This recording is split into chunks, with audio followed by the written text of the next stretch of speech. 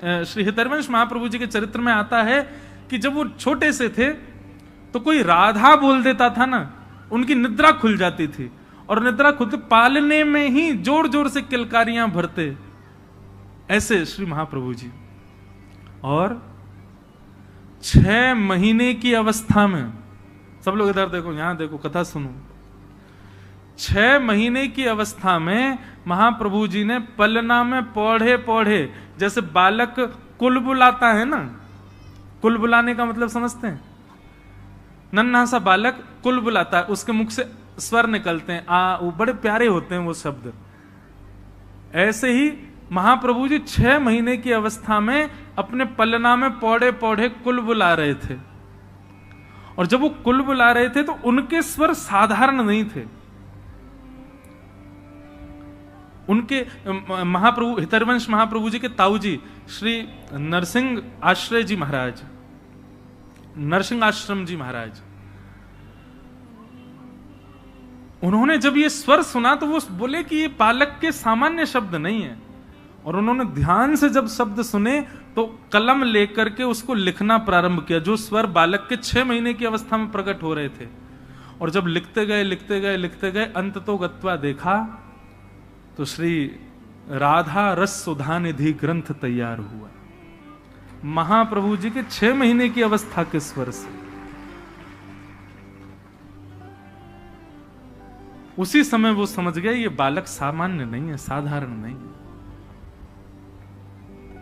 हमें लगता आज का बालक भी कुछ ऐसा ही ग्रंथ का अवलोकन बोलता होगा, लेकिन माता पिता ओ ले ले ले करके उसको शांति कर देते हैं, और उसको, क्योंकि ये बात सामान्य नहीं है। वो बालक मदालसा कहती है, शुद्धोषि मुक्तोषि निरंजनोषि संसार मायाम परिवर्जितोषि संसार मायाम परित्यज्य निद्राम मदालसा वाक्य उवाच वालम। वो बालक परम शुद्ध है, वो ठाकुर जी के समीप होके आया है अभी अभी आपके घर पर। वो ठाकुर जी के मूल रूप को जानता है, ठाकुर जी का चिंतन उसको पता है। उस समय अगर वो कोई स्वर प्रकट कर रहा है तो निश्चित है उसमें कोई वेदवाणी निश्चित होगी, पर हम लोग इतने ज्ञानी नहीं, इतने ज्ञाता नहीं, इसलिए हमको पता नहीं चल पाता। तो 6 महीने की अवस्था में जो स्वर प्रकट हुए, उन्हीं से ही राधा सुधा निधि, जो कि हमारे वृंदावन के राधा वल्लभियों का प्राण धन है, वो प्रकट हो गया। धीरे धीरे महाप्रभु जी बड़े हुए, और आप श्री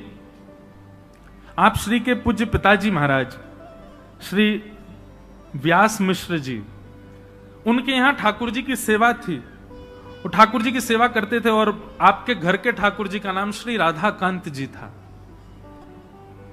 ठाकुर जी की सेवा पिताजी करते थे, और नन्हे से श्री हितरवंश महाप्रभु वो बाहर आंगन में बालकों के साथ खेलते थे, कभी बगीचे में खेलते थे। लेकिन खेल कैसा था उनका, वो हमारे आपके जैसा खेल नहीं खेलते थे। तो वृक्षों से सुंदर पुष्प इकट्ठे करते, वृक्षों से सुंदर पत्र इकट्ठे करके उनकी सुंदर माला बनाते, उनके सुंदर सूत में बांध करके कुछ तैयार करते, और फिर क्या करते, गांव में जाकर के एक गौर वर्ण के बालक को लेकर के आते, एक श्याम वर्ण के बालक को लेकर के आते, और श्याम वर्ण के बालक को तो श्याम सुंदर बना देते, और गौर वर्णा बालक को किशोरी जी के रूप में तैयार कर, ये उनका खेल था। और फिर दोनों को तैयार करके, और फिर दोनों को निहारते, नन्हे सी अवस्था में, 6-7 वर्ष की अवस्था में, और फिर निहार निहार के बलैया लेते, और बलैया लेने के बाद फिर क्या करते, किशोरी जी का श्रृंगार उतार करके ठाकुर जी जिनको बनाया उनको पहना देते, और ठाकुर जी का श्रृंगार किशोरी जी को पहना देते। ऐसा उनका खेल विलास था। लेकिन बंधुओं, उनका भाव इतना सुदृढ़ था कि आज उन्होंने जैसे ही गौर वर्ण के बालक को श्याम सुंदर, माने किशोरी जी को ठाकुर जी का श्रृंगार किया, और श्याम वर्ण के बालक को जब किशोरी जी का श्रृंगार किया, उसका भाव यह परिलक्षित हुआ कि उनके पिताजी जैसे ही अपने घर के ठाकुर जी के दर्शन करने के लिए गए, भोग उठाने के लिए गए, पर्दा हटाते देखा तो श्री राधाकांत प्रभु ने भी अपना श्रृंगार बदल लिया। किशोरी जी ने मुकुट पहन लिया, और ठाकुर जी सिर पर चुनरी ओढ़ करके बैठे थे। घबरा गए, उनको तो बेचैनी हो गई, ये क्या हुआ। अरे मुझे लगता है बुढ़ापे की आंखें, समझ नहीं पा रहा हूं। उमीड़ने लगे, आंख मांख धो करके आए, पुनः आकर के देखा तो ठाकुर जी चुनरी में बैठे हैं और किशोरी जी मुकुट पहन के बैठी हैं। मन में विचार करने लगे, ये कैसा, ये कोई अपशगुन तो नहीं। बस किसी से पूछने के लिए मंदिर से निकल के बाहर भागे तो बाहर बगीचे में देखा कि हरिवंश जी 2 बालकों की प्रदक्षिणा कर रहे हैं, और जाकर के देखा तो क्या पाया कि श्याम वर्ण के बालक ने तो चुनरी पहन रखी है और गौर वर्ण के बालक ने मुकुट पहना है। देखते ही समझ गए, बोले ओहो, मेरे इस बालक की भक्ति की श्रेष्ठता इतनी हो गई कि वो बालकों के साथ श्रृंगार करता है और प्रत्यक्ष ठाकुर जी उसकी सेवा स्वीकार करते हैं। ये सामान्य बालक नहीं। ऐसे महाप्रभु जी, उनके पिताजी कभी ठाकुर जी के आगे लड्डू भोग रखते, पर्दा करके जैसे पर्दा हटाते तो क्या पाते, लड्डू के साथ साथ वहां पे आम, सेब, अमरूद, सुंदर सुंदर बहु व्यंजन वहां पर रखे हैं, जो कि रखे ही नहीं थे। अब उनको संशय नहीं होता था, जैसी ऐसी कोई लीला होती वो दौड़ करके हरिवंश जी के पास जाते। दौड़ करके हरिवंश जी के पास गए तो आज क्या देखा कि आज किसी बालक का श्रृंगार नहीं किया है। 2 युगल वृक्ष एक साथ खड़े थे, एक वृक्ष को श्री जी का श्रृंगार किया, दूसरे वृक्ष को श्याम सुंदर का श्रृंगार किया, और वन में श्रृंगार किया वृक्षों का तो फल का ही भोग लगाया। तो जो फल वहां वृक्षों के सामने रखे थे, ठीक वैसे ही फल उतने ही आकृति में कटे भये, उतने ही आकृति में अमनिया किए भये, ठीक कोई अंतर नहीं, वैसे ही फल भीतर मंदिर में ठाकुर जी के सन्मुख रखे थे। ऐसे महाप्रभु जी, बाल्यकाल से ही उनके सेवा का सुख बढ़ने लगा, और चंद अवस्था में ही, कुछ बाल अवस्था ही थी, उसी समय एक दिन श्री राधा श्री राधा श्री राधा कहते कहते नृत्य कर रहे थे, और उनका वो भाव रूप देख करके हमारी वृषभानु नंदिनी जी, हमारी किशोरी जी स्वयं को रोक ना पाई और प्रकट हो गई सामने। और प्रकट होकर के श्री हित हरिवंश महाप्रभु को बाल अवस्था में किशोरी जी ने गुरु दीक्षा दी। उनकी गुरु कौन है? श्री किशोरी जी। किशोरी जी ने गुरु दीक्षा देकर के सेवा भाव समझाया, सेवा प्रणाली समझाई, आदि आदि सब भाव उनको समझाए। और एक अवस्था होने पर महाप्रभु जी अपने गांव से भ्रमण करते करते करते करते चिदयावल पहुंचे। वहां पर वही आत्मदेव ब्राह्मण जिसने महादेव से रत्न के रूप में राधा वल्लभ जी मांगे, वो आत्मदेव के यहां जाकर के दर्शन किया श्री राधा वल्लभ जी का, और राधा वल्लभ जी का दर्शन करके इतने भाव निमग्न हो गए, इतने में ही ठाकुर जी ने आत्मदेव को स्वप्न दे दिया और आत्मदेव जी से कहा, सुनो आपकी सेवा पूर्ण हो गई, हम आपसे संतुष्ट हो गए, अब एक काम कीजिए। बोले क्या? मंदिर परिसर में एक वैष्णव दर्शन कर रहे हैं हमारा हितरवंश महाप्रभु, इनसे जाकर के कहिए कि आपकी 2 पुत्रियां हैं, दोनों पुत्रियों से उनका विवाह होगा। इधर देखो भैया, यहां देखो, वो हेलीकॉप्टर मत देखो, और ये अगर चले तो कीर्तन में चले तो ज्यादा अच्छा, नहीं तो सबकी नजर इस पर ही जाए। सब लोग सावधानी से सुनो, हम क्या बता रहे थे भूल गए, कहां था मैं? हाँ, तो आत्मदेव जी को राधा वल्लभ जी ने कहा कि आप, क्योंकि हरिवंश महाप्रभु तो विरक्त होके चले गए थे वन में, अब ब्याह नहीं करना उनको, वो तो सन्यास आदि का भाव उनके अंदर आ गया था। बोले बस वन में जाएंगे, राधा राधा रटेंगे। लेकिन जैसे ही राधा वल्लभ जी के दर्शन किए आत्मदेव जी के घर पर, तो आत्मदेव जी को स्वप्न देकर के राधा वल्लभ जी ने कहा, हम तुम्हारी सेवा से बड़े प्रसन्न हैं, अब एक काम करो, द्वार पर जो ये आए हैं इनसे अपनी दोनों पुत्रियों का विवाह कर दो। वो मना करें तो उनको कहना राधा वल्लभ जी की आज्ञा है, और सुनो विवाह कर दो अपनी पुत्रियों का। तो आत्मदेव जी जो थे थोड़े संकोच में आ गए, जय जय, ब्याह करते हैं तो फिर तो दहेज देना पड़ता, बहुत सामग्री, मेरे पे कहां इतनी सामग्री। बोले एक काम कर, तू मुझे ही दे दे दहेज में उनको, मैं ही चला जाऊंगा उनके साथ, और ये सब मेरे श्रृंगार भी उन्हीं को ही दे देना, वही मेरी सेवा करेंगे। और आत्मदेव जी ने आज्ञा की, ठाकुर जी ने आज्ञा की, ऐसा कहा तो महाप्रभु जी ने स्वीकार किया, दोनों पुत्रियों के साथ विवाह किया, और श्री राधा वल्लभ जी को उपहार रूप में अपनी गोद में लेकर के श्री वृंदावन पधारे। और वृंदावन में मदन टेर एक स्थान है, वहां आकर के श्री राधा वल्लभ जी को विराजमान किया। कालांतर में ठाकुर जी का मंदिर निर्माण हुआ, फिर उसमें ठाकुर जी विराजमान हुए।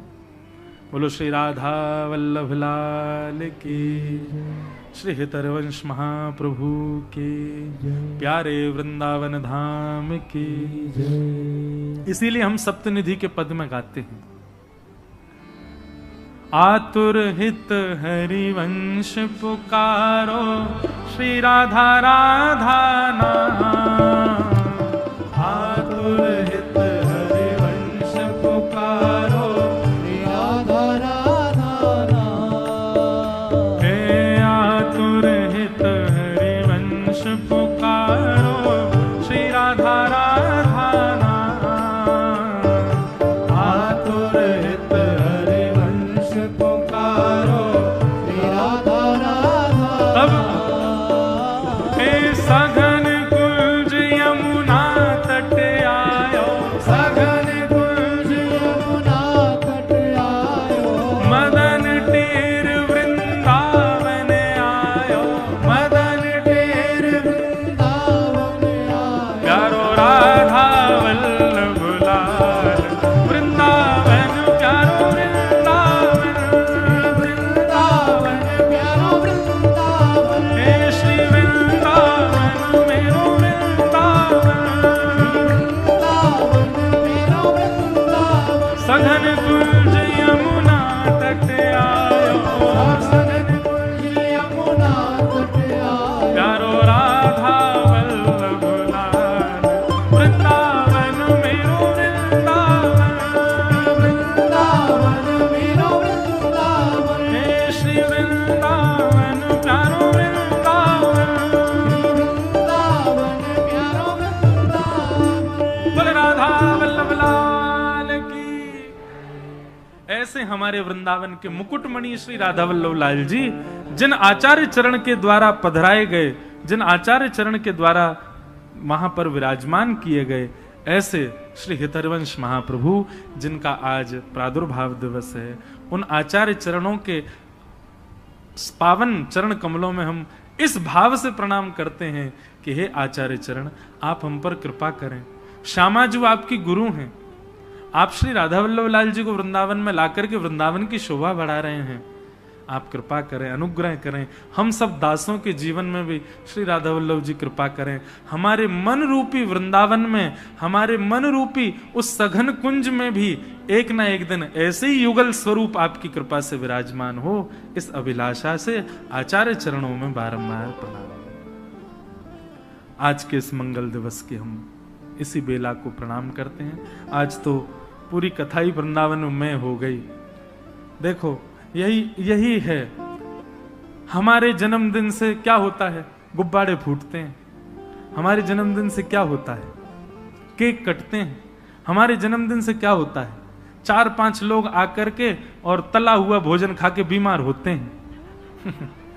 लेकिन आचार्य चरण का जब जन्मोत्सव होता है तो हजारों वैष्णवों के चित्त में वृंदावन प्रकट हो जाता है। हजारों वैष्णवों के चित्त में श्री राधा वल्लभ लाल जी प्रकट हो जाते हैं।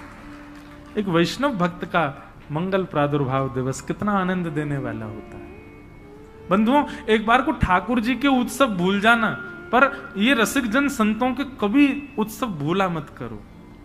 और इन उत्सवों पे जैसे आप जन्माष्टमी, रामनवमी पर ठाकुर जी का श्रृंगार विशेष करते हो, इन उत्सवों पर भी अपने ठाकुर जी का विशेष श्रृंगार किया करो। लेकिन वो तो तब हो ना जब जाने आचार्य चरणों को। उसके लिए सत्संग सुनो, वैष्णवों को सुनो, आचार्य चरणों के बारे में, उनकी तिथि कौन सी होती है, क्या होता है, इन सब का एक नियम बनाओ। ये भी एक वैष्णव नियम है। हम रामानुज संप्रदाय के, लेकिन हम जरूरी नहीं है कि केवल अपने संप्रदाय की बात, हम सारे संप्रदायों के आचार्यों को प्रणाम करते हैं। जिसके बारे में पता चलता जाता है उन सबको प्रणाम करता हूं। मेरे अंदर वो भाव नहीं कि केवल हमारे आचार्य सर्वोपरि हैं, पर ये सब आचार्य भी अनुग्रह करेंगे तभी कृपा होगी। और क्योंकि वृंदावन ब्रजवासी हैं भैया, तो ब्रजवासी तो सबरे संप्रदायन को, हमारे आचार्य तो साक्षात ठाकुर जी हैं। और ठाकुर जी को जो प्रसन्न कर दे, ठाकुर जी को जो लाड़ लड़ावे, वो सब हमको प्रिय है।